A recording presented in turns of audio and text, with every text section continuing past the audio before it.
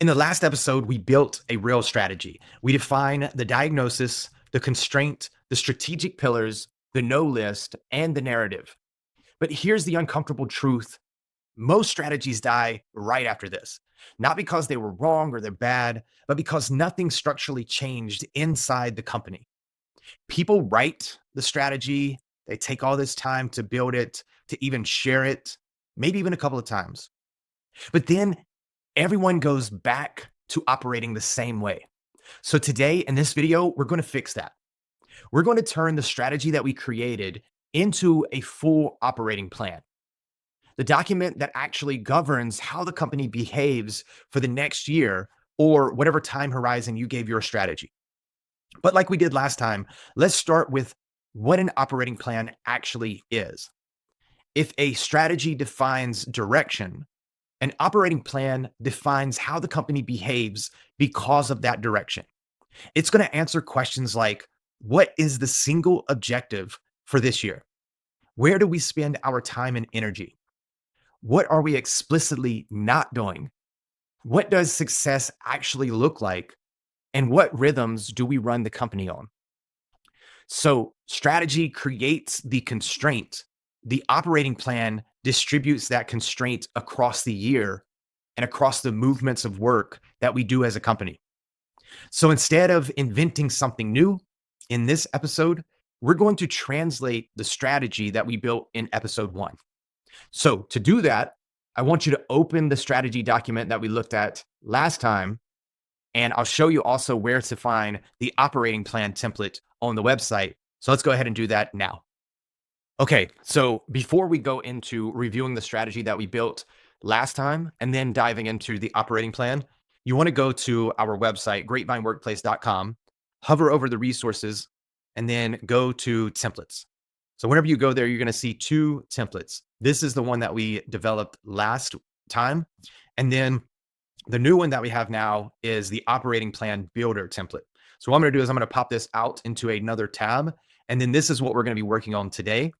And then from the last episode, I've already translated mine into a Grapevine note just because I want all my information in here. And so you can already see that I've also built out the strategic objectives and different things that we're going to need for this episode. So it doesn't take as long. So let's go ahead and look first at just a recap on what we did last go around. So we had defined the time horizon. We diagnosed the reality. So we looked at the internal or the external reality. We looked at the internal reality. We also identified our main constraint, the thing that we're going to be focused on. We created our strategic pillars. We've also identified our no list or the explicit exclusions, the things that we're going to say no to. And then we ultimately came in with our narrative. What changed? Why now? What we believe, our thesis, what we are focusing on, pillars plus exclusions, and what this means for the team, right? So now in the operating plan, what we're going to focus on is building the operating plan directly from the pieces that I just listed out. And a key to measure as we go through this is if your operating plan doesn't feel like it came directly from your strategy, you're doing this wrong. So constantly measure what it is that you're focusing on against your constraint, right?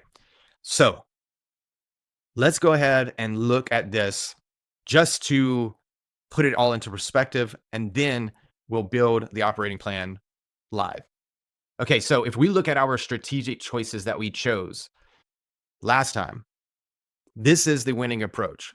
This is what we're going to be looking at as our constraint.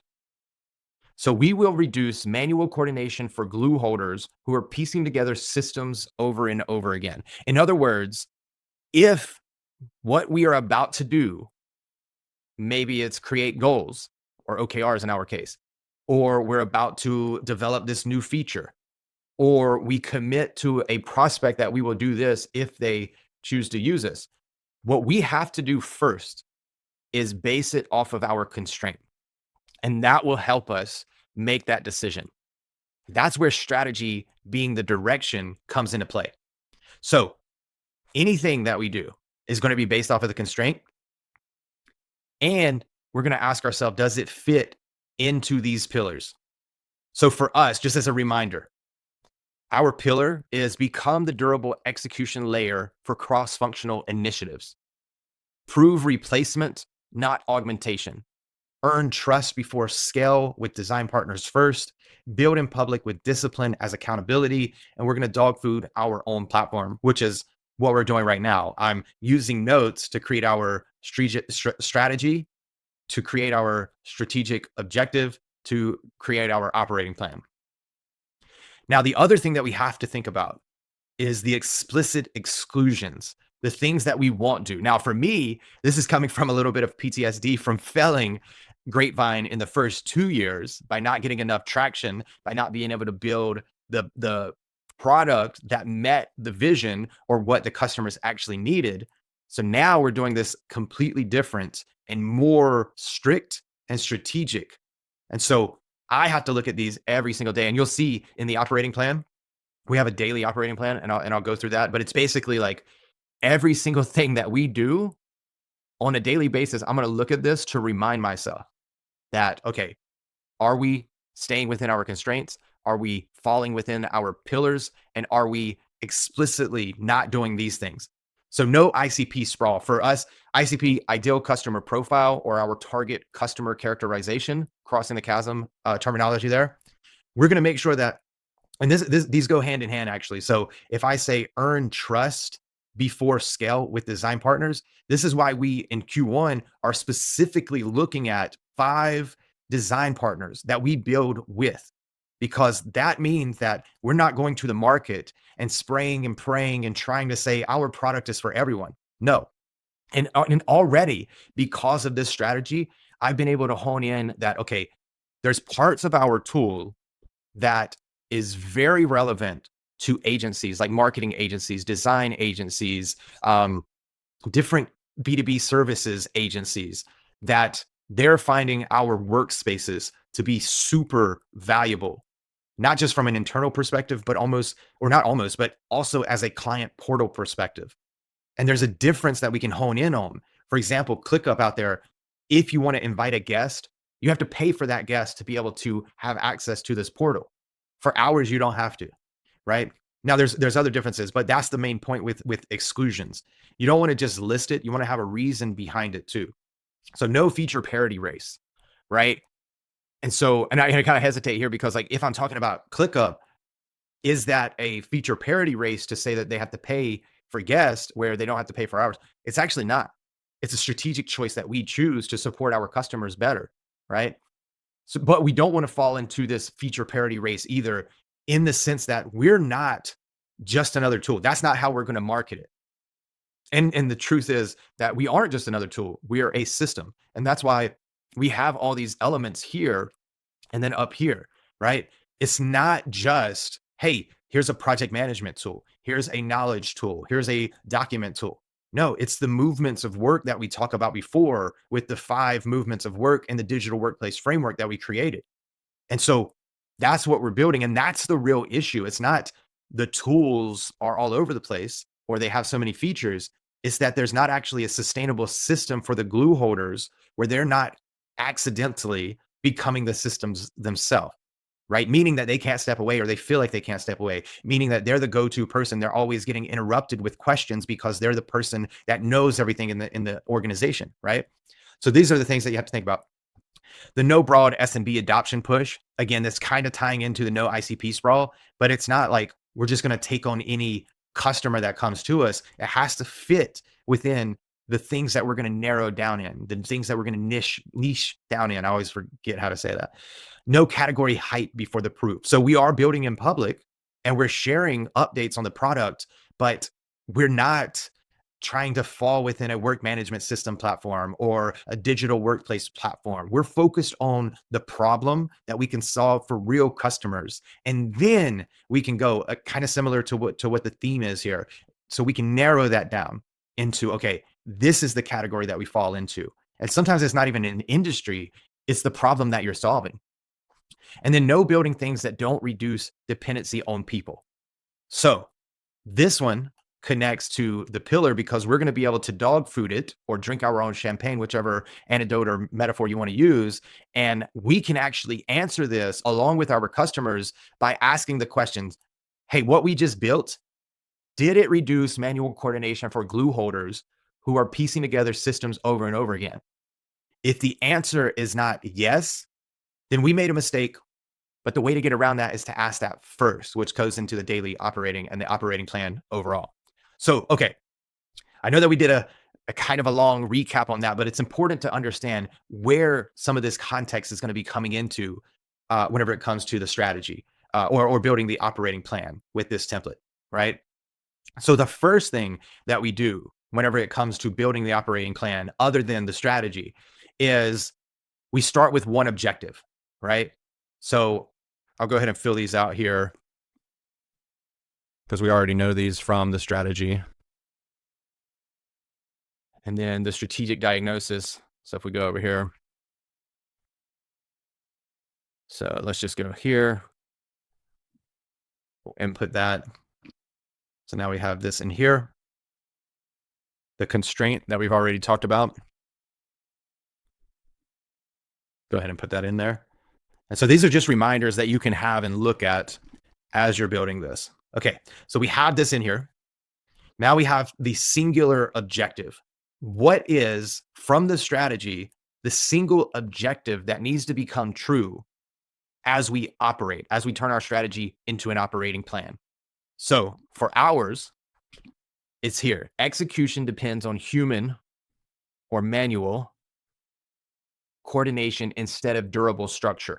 Now, for us, what this means is that our 2020 objective is to prove that Grapevine Workplace can replace manual coordination for critical cross-functional initiatives. So I'm going to add this in here too. So if we think about this, if this year is successful, what single objective must come true? Execution depends on manual coordination, right? Instead of human or instead of durable structure. The way that we become successful, or this year is successful, is if we meet our objective, which is proving Grapevine Workplace can replace human coordination for critical cross-functional initiatives. Now, for these, since we're focused on building the operating plan and not trying to focus so much on Grapevine, you have to think about what is that one objective that if you do everything the right way, or you stay focused enough, or you build these boundaries that bring you back to focus each time that you kind of stray away, what is that success metric or objective that means you've met your goal? You've executed your strategy. That's what you have to think about here. All right. So now the next stage for the operating plan is to define the strategic pillars that we just talked about over here as focus areas. And the difference is that the focus areas go into a little bit more detail, right? So as we think about this, I'm going to pull in my focus areas, and I got some copy and paste here. So let me actually go over here. I'm just going to pull these in, and then we'll talk about them. Okay, so what I'm going to do is I'm going to pull in the focus areas that I have, right? And so I've already broken them down in my document like this. So give me a moment, and then we'll get back to this. So you don't have to watch me do all this. Okay, so I've gone ahead and filled out the entire template here just so we can continue to move a little bit faster and you can focus on building your operating plan. The thing that I want us to remember is that the focus areas come directly from the strategic pillars. And I know I've said that, but it's super important. If we think about, again, the strategy as setting the direction, so these are the pillars and the things that we need to think about. The decisions that we're going to make are going to be based off of the strategic winning approach, the strategic pillars, and the explicit exclusions, the things that we're not going to do. So if we go back to the focus areas, this is basically taking that pillar and diving in deeper to get a better understanding of, okay, what are the operating cadences, the operating details that go into what we just defined at the higher level in the strategy. So let's break one down here together. So the first focus area is design, partner, acquisition, and success. And let's just go back. Okay, design, partner, and acquisition success. So earn trust before scale with design, become the durable execution layer for cross-functional initiatives. Those two specifically are going to be pulled in here, and probably even some of pillar two. And so if we break this down, one, we want to have a clear owner, right? Who owns this? And it could be, for me, it's always going to be the founder at this stage because I'm a solo founder. I'm rebuilding everything from scratch. So it's always going to be that. But if you can get a little bit more specific, even as a solo founder, go into, okay, this is going to be go-to-market specific. So then that's whenever we can break down the key activities and success looks like, because it's attached to that. Now, it could be the owner is the department. It could be the owner is the executive leader over this unit. It could be this team or an individual, right? So figure out what makes sense for your company and make sure that you give the owner that capability and let them know that they're in charge of this. Because that's going to clear up a lot of things. Like if we have a group of 5 people and nobody is clarified as the owner, then it's going to be like, okay, who makes the call, right? So just get that part out of the way and make sure that it's there. Now, the purpose is probably more of the description aspect of this. I kept mine simple because I understand this. Now, whenever I roll this out, again, it's just me, but if I was rolling this out to the team and I had proved the beachhead, never assume that your team understands exactly what that is, right? Because prove the beachhead might be something that you all use. But let's say that like in the future or just a week ago or 2 weeks ago, you just onboarded 10 new hires. You need them to understand what this actually means. So if I wanted to, I would say prove the beachhead, and then I would go into more detail. So if I go over here, I have to switch my accounts. I have one with the demo. I'm still transitioning over so we can do our pillar 5, which is dog food. So if I go into the one that I've been using, so this one is going to be in crossing the chasm. And you can see that I have the beachhead narrowing down here. And so if we go down to Moore's beachhead criteria, this is specific for what I'm trying to do with my focus areas, but I think that this is still important as you think about the strategy, turning it into an operating plan and what you're going to focus on. So whenever we talk about the beachhead, it's this one problem that you're trying to solve, right? So it says what it isn't right here, but a beachhead is not who we like, it's who we can win first. And this is super important, especially if you're an early stage startup or early stage in a pivot like I am. You have to narrow this down. So for me, I'm looking at for that single buyer with the most urgent pain. I'm trying to figure out the triggerable moments, the authority influence to drive change. They don't need to sign a loan, but they must have enough gravity to start and sustain a rollout, meaning they don't have to be the decision maker in this case, but they can be a champion that ultimately convinces the decision maker and the team around them to use us in this case. Success is definable in human terms. What stops being required of them? So in our case, it's going to be manual coordination. How can we get that explained? Reachability, clustering, whole product, visibility, referenceability, right?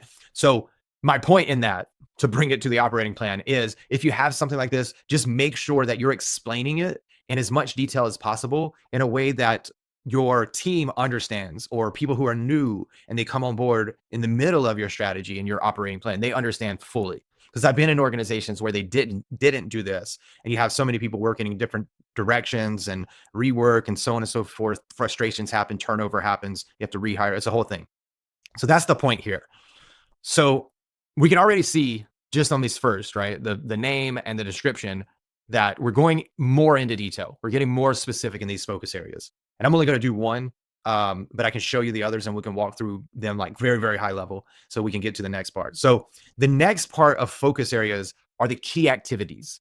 Now, we're going to talk about objectives and key results in the next video, where we actually talk about the objective, the what that we're trying to accomplish, and then the key results of the how we're going to achieve that. This is almost identifying this first step into objectives and key results, but it's more from a company-wide perspective instead of narrowing it down and cascading it down. So this is what we're all going to be focusing on. These are basically our points or data points or stepping stones to get to our North Star, aka the strategy, aka the objective that we're trying to achieve. So whenever we think about this, if our focus area is design partner acquisition and success, then what do we have to do to get there? So the key activities is identify 10 to 15 perfect fit design partners, right? So we identify them. Now we're not explaining how we're going to do this. That's where the goal setting and as we continue down this kind of like strategy funnel, that's where we'll get into that. So right here, right now, just focus on, we know that these things are going to increase our chances of being successful in meeting this focus area goal, which ultimately rolls up to our focus area. I was going to show you the pillars, but the focus area or the strategic pillars, right? Okay, qualify based on real initiative ownership, meaning are they the ones that can drive this home, right? It doesn't have to be the decision maker always, but they have to have enough influence in the organization to be able to have it cross the line, and we can actually come in there with our software and supply them the solution. Secure commitment, time, effort, visibility. Run real initiatives inside of Grapevine. Now, this one, a lot of this is coming from lessons learned in the first go around of Grapevine, those first 2 years. Run real initiatives inside of Grapevine. What we didn't do last time was make sure that whenever we were speaking to a potential design partner in this case, or customer in the last case, we didn't make sure, okay, are you running a real initiative or a program or a client through what we're providing you with? So one of the things that this helps us with that we're already doing now is in the discovery phase or the sales process. I'm looking for a real initiative that this design partner can run end to end 100% in Grapevine. And if they can't, then we don't move forward with them. And that's super tough whenever you're trying to get as many customers as possible at the beginning. So then you can say, okay, we're a real company and we have real customers and they're doing this. It makes it easy whenever you're a little bit desperate to say, oh, okay, I know that we have this strategy, but this customer's saying that they need to use us, but they don't fit the criteria. And all that you're really doing is you're getting a little bit early vanity validation. And then 3 to 6 months later, you see that that customer churned and they didn't use the product. So you don't actually have any real feedback from them. They ghost you. And then they just, now they have a bad reputation, or you have a bad reputation with them. It's just not good, right? So sometimes disqualification is better than qualification, because you avoid that in the long run and you actually get real customers who are going to use your product. These are the types of things, the reason I'm explaining this, these are the types of things that you want to think about as you're building your operating plan. This is how strategy meets operations, right? And strategy without operations is just a nice fluffy vision that never actually gets executed, right? So that's what we're doing here. That's why I'm focusing so much time on these. Document before and after reality. Again, this is something that I didn't do in the last time. So what this actually means for this key activity is we needed to document what they were doing before. Right now, I'm speaking to a potential design partner where they're using Asana, they're using Slack, they're using Discord, they're using Notion, and then maybe a few others. And so before, it looks like this. After, I'll be able to speak to the reality, not from what I think or what I think should happen, but what actually happened. And then those turn into blog posts. Those turn into client testimonials that you can share in your outbound outreach or in videos like this, right? So those are the types of key activities. Capture language, objectives, outcomes, those kind of all go together. So remember, design partner acquisition and success. These are the things that are going to help us become successful. These are the actions that we have, the operating rhythm, so to speak. Now, that's good. If we stop there, like you'll at least have some guardrails. Like I think about going bowling, and if you're with a kid, you pull up the gutters, right? So they don't get gutter balls and it's still fun for them. The strategy and the operating plan are the bumper guards that you have where you're going to roll the ball. So the strategy is to get the ball to the pins and knock down as many as possible. The operating plan is with the strategy is pulling up those bumper guards and making sure that if you go a little bit too far to the left or a little bit too far to the right, it's always balancing you back where you're still going in the same direction. So think about that. So that blends into the success looks like, because this is how, these are our pins. Let's just keep on that anecdote or metaphor. Like these are our pins. So if we do these, we're getting closer to knocking down the pins. And how many can we knock down? So for us to be successful in this one key area, we have to get 5 active design partners and make it even better because this for us is going to be by Q1 of 2026, right? So maybe next quarter we'll do this again. Okay, at least 2 executive visible initiatives, meaning that we're able to say that we have done this internally or that somebody has done this externally, preferably in this case, externally, since we're talking about design partners. Clear proof on behavior replacement. So it's not about the tools necessarily in our case, but it's what behaviors changed because they adopted Grapevine Workplace into their organization, right? Did it decrease the number of emails that they had to send to clients back and forth because of our guest portal or client portals, right? Think about that kind of stuff. Customers willing to be referenced. I think that these reference from the 5 active design partners. So this is that referenceability that we talked about right here. We must be able to win one and use that win to win the next one. This is that whole referral virality that people talk about with like Dropbox, for example, or Slack or Canva or Notion, right? It looks like I pasted these twice. So that's that's what we're going from here. Okay. So there we go. I'm not going to go into the others because it would just be too long.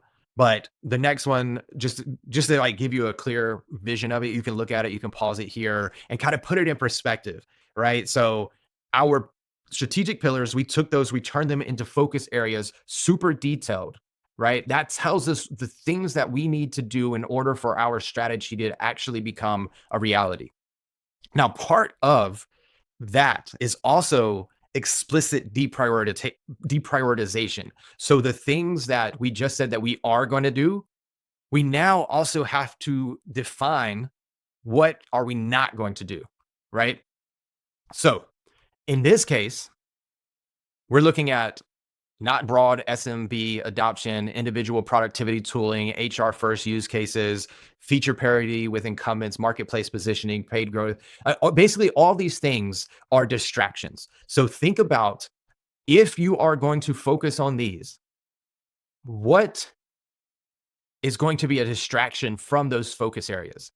And again, a good way to think about this, I have to switch back over because I have, like I said, I have 2 different accounts because I'm still switching over to the other one where I have a full demo account and then I have the one that we're fully dog fooding. All right. Okay. So let me go to the strategy details again. And so remember, we're pulling, just like we pulled the strategic pillars and turned them into focus areas, we're turning our explicit exclusions into the explicit deprioritizations here. So you can even see like there's a couple added here. So get as specific as you want to here, but make sure that these are documented somewhere and make sure that everybody in the company knows that these are the things that we're not going to focus on. Because if you can't tell already, the strategy and the operations are meant to give you the direction and help you make decisions. What are we going to do? What are we not going to do? All right. Now, the next part of building your operating plan is the measurement philosophy, right? So it's kind of similar in the sense of what are we going to do and what are we not going to do? But in this case, this is what we're going to measure because what we measure is important to actually indicate real progress, not vanity metrics, right? So vanity metrics. So we'll actually start here with what we are not prioritizing. Again, this comes from PTSD of the last 2 years building Grapevine and then having to pivot to actually gain some traction. We're not optimizing for signups. Signups right now don't mean anything to us. Yes, it might mean that there's some interest people want to understand, but until we actually speak to those people, then it's not a metric that's going to indicate real progress, right? Like we had 12 signups in one day overnight and they haven't turned into customers yet. So focusing on that doesn't matter to us. It's not an important. What does matter to us, things that we are going to focus on is commitment. So commitment to us means that they're going to run an actual initiative end to end and they're going to pay to do that. That's what that means for us. Anything outside of that, it's not an indication of real progress. This is where this type of stuff will make you uncomfortable because you can't just say, okay, page views. Like, okay, I have Google Analytics. I can look at the back end of our website and see how many people are signing up and using our workplace vibes assessment to measure where they stand on the 5 movements of work. That's great. But are they actual users of the product? No. Now, they could be indicators that, okay, we could bump up the lead score a little bit to like, okay, there's 5 points here, there's 10 points there, but not until we actually have a real discovery conversation and they seem interested. And then we go to the demo and then we get closer and then we talk about pricing. Only whenever we get that commitment does it actually indicate real progress, right? Okay. And so what we'll do now is move on to the operating rhythm where I want to dig into some of the things that I do that you could take away and go from there.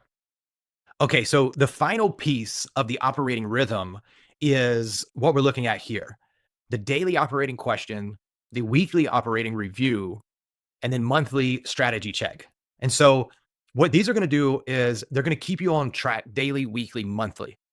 And this is something that you should ask yourself every day, maybe even automate it if you can. I'll show you a way that you can do that in Grapevine. But the questions are the important piece here. And so I'm reading these for Grapevine, but make sure that they fit into what you're pulling from your strategy and the things that we just built, right? And before we go to the questions, just read this. Execution is a system, not a sprint, meaning it's not just 1 week or 2 weeks. It's the consistency, like training for a marathon. It's the consistency in what you do daily, weekly, monthly, what you focus on, what behaviors you drive in the organization, what you reward and what you don't reward, right? That's what we're doing. We're building the rhythm that makes the plan self-sustaining, which is the whole point here. And that's part of the reason that we do this episode series, is because it kind of self-fulfills how we can help others, not just through our software, not become the system, but also with education. So my questions that I ask daily, or the daily operating question, is, did something stop depending on me today? And I can say that already for this week or today, and it's because we just introduced Figgy, which is our AI agent and assistant directly inside of Grapevine. So instead of me having to do all this navigation and finding and exploring and researching and piecing together and then taking action, I can actually use Figgy inside of Figgy Chat, our chat communication, and have it do all that, analyze the entire workplace, what's in the company, what I have access to, and what I've built specifically, and then go in there and use it. So that's the thing that I'm asking every single day is, does something stop depending on me today? And the answer is not always going to be yes, but the goal is to remind yourself of what the goal is every single day. Same thing with weekly operating review. So in ours, we have a pulse.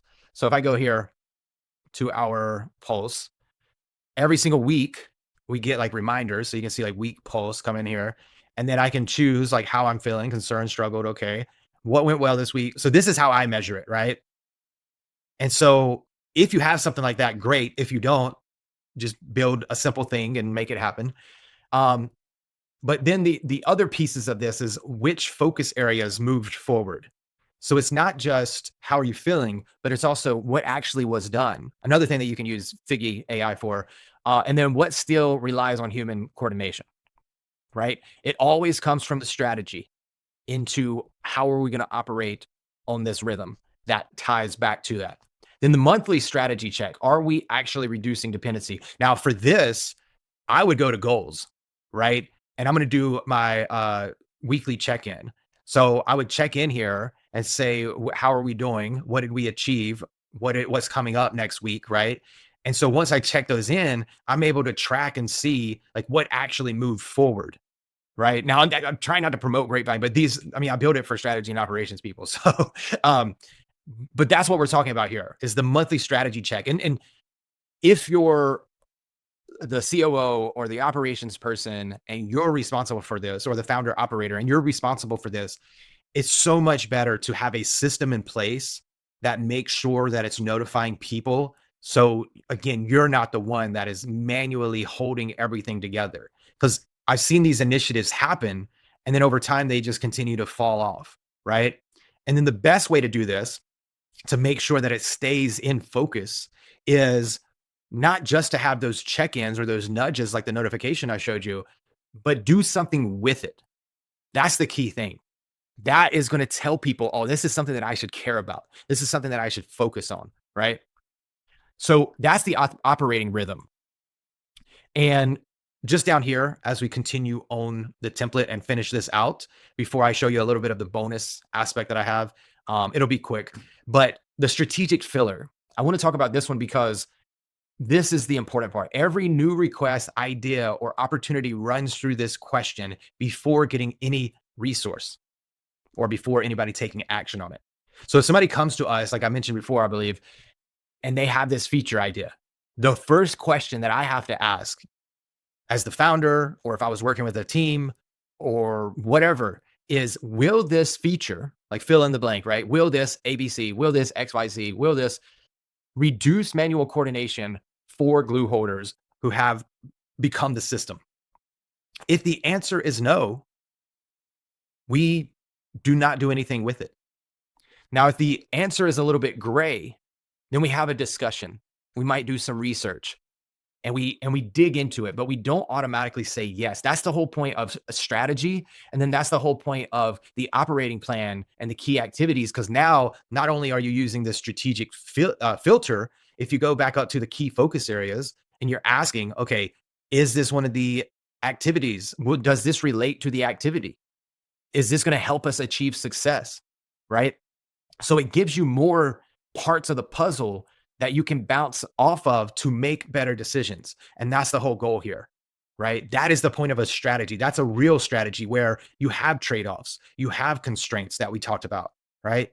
So make sure that that strategic filter is somewhere that you can see it every day too. Okay. And then the operating plan health check is something that you're going to answer for yourself. Right. So the operating plan connects directly to the strategy. I can go ahead and answer that as 5 because of this entire video showing you this. Every team knows their focus. For me, it's only me. So yeah, deprioritized decisions are enforced. I'm going to say a 3. I got to get better at this. Right. And then we run a consistent operating rhythm. I'm going to say a 3 there too, because I got to get better at this. These are the uncomfortable things that you have to choose to answer honestly, or you're going to fall into what I did, running a company for 2 years and not gaining enough traction versus right now where we already have interested parties that are going to be using Grapevine, right? Paying customers already. So, all right, new requests are filtered through this strategic. I will say I am pretty good at that.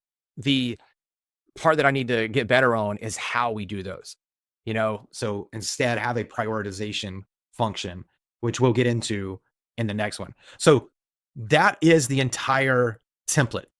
So this is on our website.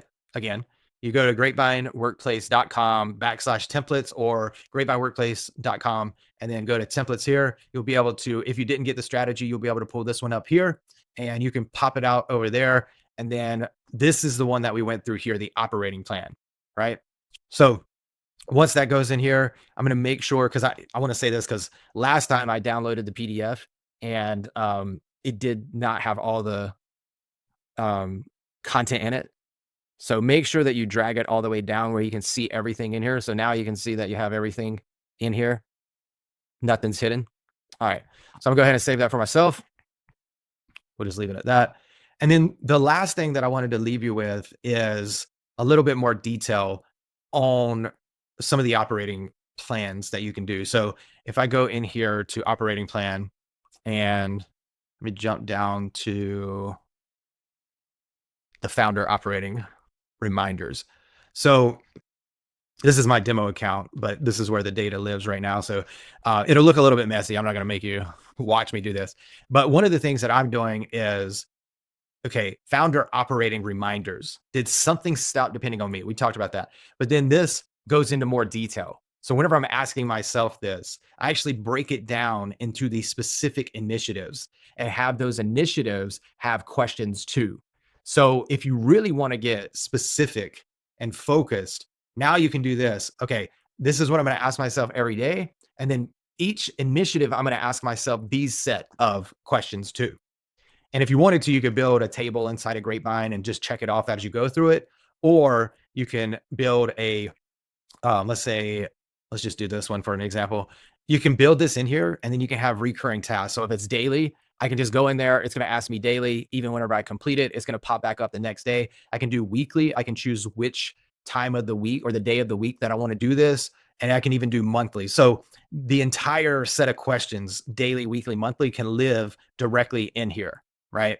So, all right. So that is the weekly side of it or the daily side of it. And let me go back here. Let's scroll down. So then we have one for each initiative. I should have cleaned this up for you guys. Sorry. Then we have the weekly scorecard. So we take it down a step further and turn this into an actual scorecard, right? And that scorecard is basically going to be a similar approach, but it's based off of the week, right? So set this on your calendar, give it a time block, and ask yourself, are we going through these things? And then this is the other one. So the weekly decision rule. So whenever you have feature request or something like that, turn it into a weekly decision rule that you can ask yourself, kill one thing every week, right?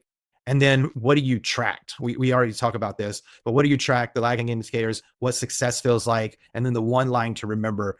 For us, it's if work still depends on me remembering, reminding, or reconciling, we failed today. All right.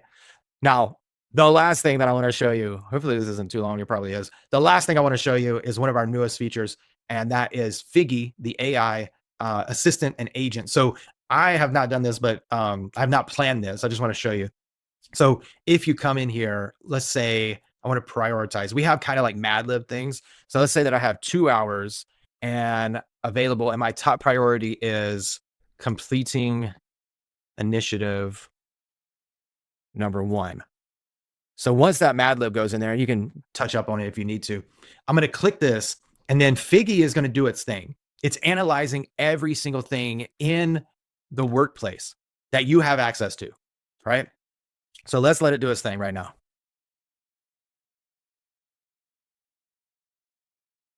All right, so it just spit this out, right? So we can see it's taking what it knows about initiative 1 from the information in Grapevine.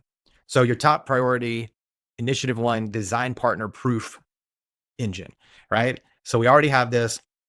And then we see that, okay, if this is our validation, we need to update this, the live initiatives, so on and so forth, identify. So it's giving us everything that we need to do. And then it's telling us how we can do this, right? So then what we would go to is complete all deliverables, link initiative number 1 progress to a track goal, log today's task priorities and focus plan. Let's see what that looks like. Okay. I'm going to go here to create. So if I created this, let's say I want to turn it into a note. Now what it's going to do is, again, it's going to extract that detail. And then I can either draft it, which is save as a draft for me to review. I can have it planned. So it's going to review and edit it, or I review and edit before saving. And then I can have it do it. And so if it does it, it completely runs in the background and goes ahead and does it. Now, this is just a note. So let's say that we're going to take this, we're going to give it a title, and then let's say that it's going to do it. All right. So it just did it. That was pretty quick. So now it's going to open to that note that it just created right here. And then I can click in there. And then now this becomes what I focus on today. So we're still working on that, but I wanted to show you that to you because 1, it's pretty cool. And it does help. I'll go back here so it doesn't look weird.